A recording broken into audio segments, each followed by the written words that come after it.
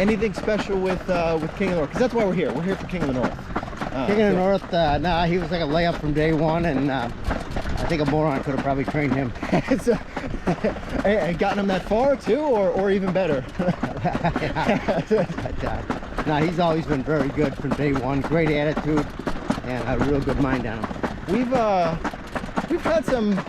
We've trained some knuckleheads, because I used to work for you about 15 years ago now. Yep. We did train some knuckleheads. Do you like it when the horses are nice and easy to train, or do you enjoy when they got a little bit of spunk to them? No, a layup's a lot easier than fighting with one, and no, it's like usually I get sent a lot of bad horses, and it'd be nice if somebody would send me some good ones.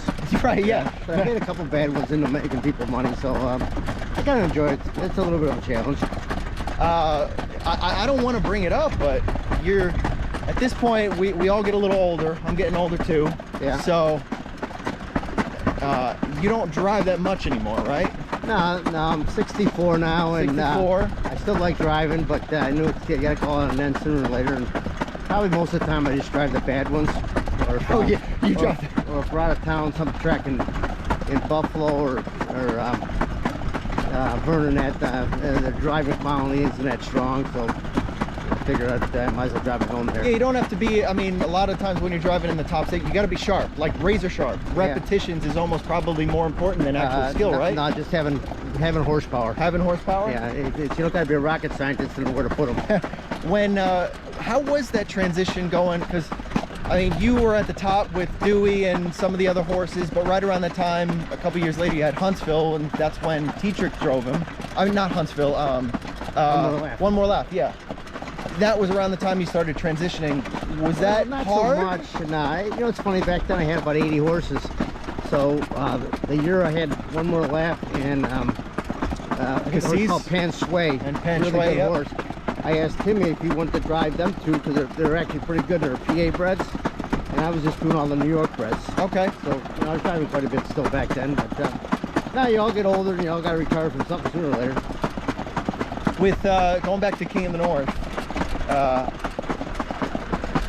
right out of the gate, he was pretty good as a 2-year-old, and he ends up winning the Peter Houghton. Yeah. That was your first Peter Houghton win, right?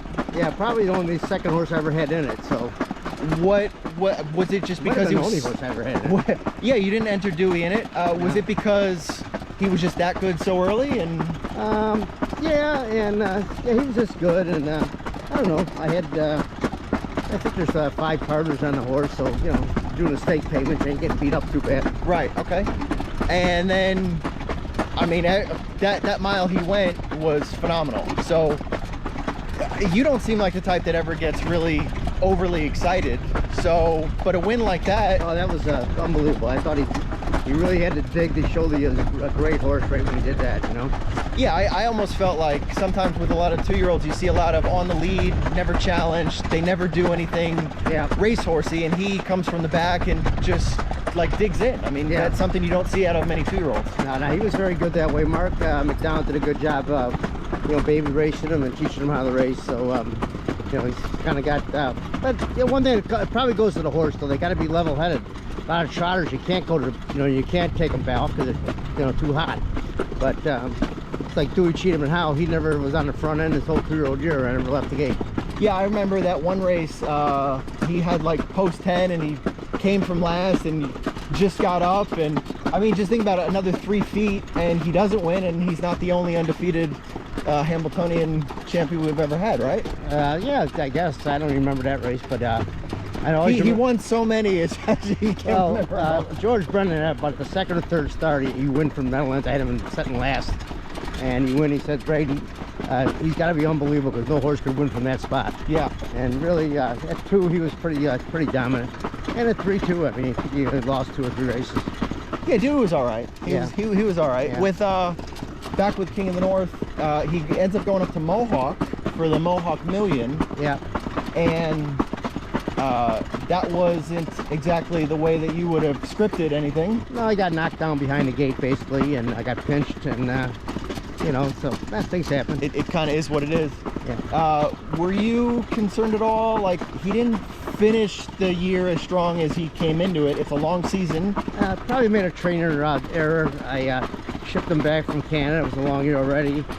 My farm for a week, out to Lexington for a week, and then back again for the Breeders' Crown. I think I just was asking too much for the horse. Just a little rough. I mean, yeah, squeezing orange a little too much. Squeezing the orange. So did you give him extra time coming back? I would imagine most of these horses now, especially for the Hambletonian, they don't really start back till almost July. Yeah. I on purpose, because he's got a really. I was looking at his race schedule the other night. He's got a really tough rest of the year. And the only thing I see that's really stupid in our game, we had that swag that took the high money earners just this year. Right, so, he was in the consolation. Yeah, the consolations were tougher than the regular races, probably. Right, because nobody was really racing, so it was. Yeah. It was. I think that's a rule race. change we should change, but we got a bunch of people that don't change nothing in this game, so it probably never will get changed. Right, I can agree with that. And then in the Stanley Dancer, I mean, we really haven't seen him on the front. So is that something you and Mark had figured out? Like, we got to put this horse in a situation he's never been in. Yeah, you had to kind of get him thoroughly placed, especially nowadays. Nobody's coming from last, but no, that's one to leave. And I think he got beat fair and square, but the speed bias at the Meadowlands, if you stay up the inside, is probably 5 lengths, probably, instead of going 3 deep. So the horse that beat him got a perfect trip.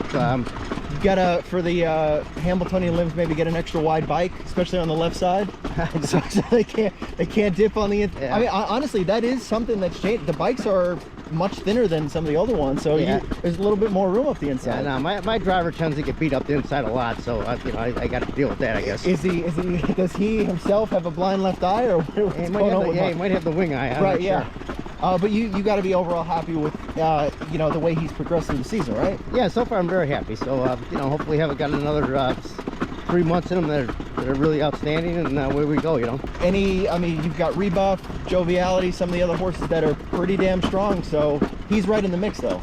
Yeah, we're right in there. It's like really third or fourth start, so I'm kind of pointing them forward, and then everyone after that, but.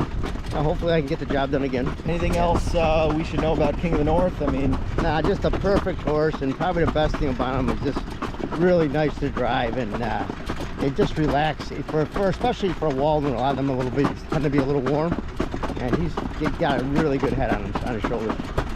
Any chance in these maybe prep races or in the middle between these high-level stakes? Are we going to see you jump on him? No, I've already rode him. He's nice, very nice horse. Yeah, you jog and train him enough, right? You've sat behind him. You know what he's like. You know what he does. Yeah, no, I won't. No. I just kind of trying to put the retirement for driving out the door. Anything in the pipeline this year as far as 2-year-old trotters to prepare for? Any Peter Houghton? The only thing I'd like to maybe do is take him up to Saratoga, put him in non-winners of 6, because them guys they can't stand when anybody out of town comes up there and beat the living. Right now, what is the 6? He's only won 5 races in his. Yeah, I think so. 5, yeah. Now, well, if he wins the Hambletonian, then he's got to fit. Now, what is 8? Yeah, maybe 8 up there. Right. Yeah. I get a few more people mad. Yeah, there you go. So good luck, Ray, and but anything in the pipeline as far as 2-year-olds that we're looking forward to? Yeah, I got one race in Friday. Chef Rocco's not bad. A little warm. He's starting to get figured out. I think he's got an outside shadow winning the starter stake, and I got a bunch of Huntsvilles look really good. So yeah, I mean that's kind of like your boy, right? So it's nice when you get through the pipeline. Yeah, it looks like he's going to hit, so it makes everything a little easier. I own still a pretty good chunk of him, Oh, that's even better. So you have a vested interest in that. I'm rooting for him all the time. Rooting for him all the time. Even when you get beat by one, you're like, it's still kind of in my pocket a little bit. That's all right. It helps you, yeah. Right. All right. Thank you, Ray. Yep, you're welcome.